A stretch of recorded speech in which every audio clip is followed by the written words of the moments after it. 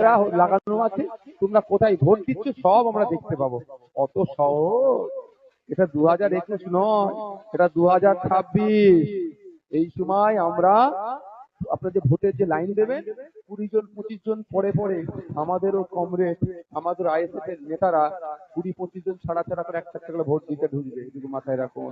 যদি গিয়ে দেখেছে ক্যামেরা ভুল জায়গায় লাগানো আছে, ক্যামেরাটা খুলে পকেটে রাখতে হবে, না খুলে পানিতে যাবে, না প্রিসাইডিং অফিসারের কাছে প্রোটেস্ট হবে, সেটা সময় কিন্তু কথা বলে দেবে। বুঝে আসতে আমি কি বলতে যাচ্ছি?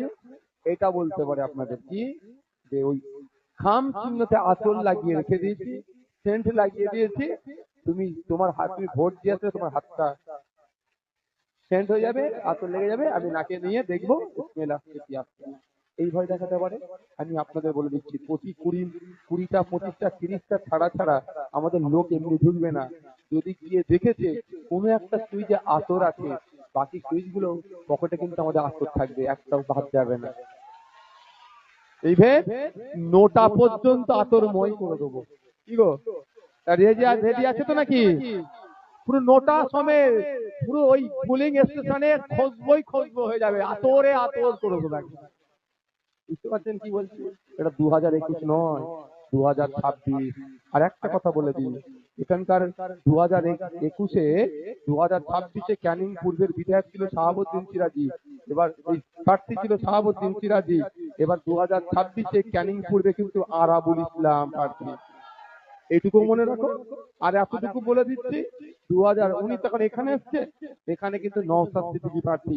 শাহাবুদ্দিন সিরাজি মাস্টার মানুষ, শান্ত মানুষ, সরল মানুষ, খুব ভালো ছেলে।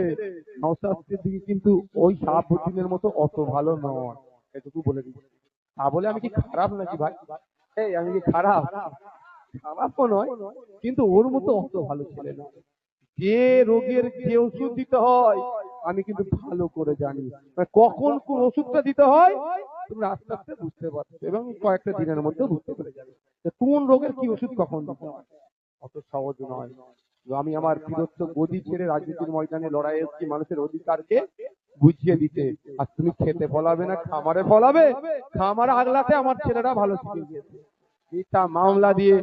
মিথ্যা মামলা দিয়ে পুলিশদেরকে দিয়ে তাড়া কাটিয়ে হিংসা করে জেল রেখে আমাদের ছেলেদেরকে যথেষ্ট ম্যাচিওর বানিয়ে দিয়েছে মমতা ব্যানার্জি। তার জন্য মমতা ব্যানার্জিকে ধন্যবাদও জানাই। সব রাস্তা কল সব শিখে গেছে, তাই না? না জেল খাটালে আমি জানতে পারতাম জেলটা কি জিনিস? যতই বলি জেল খাটবো, কিন্তু মনে তো একটা ভয় ছিল, জেলটা আবার কি মধ্যে 42 দিন খেটে আসার পরে বুঝে নিচ্ছি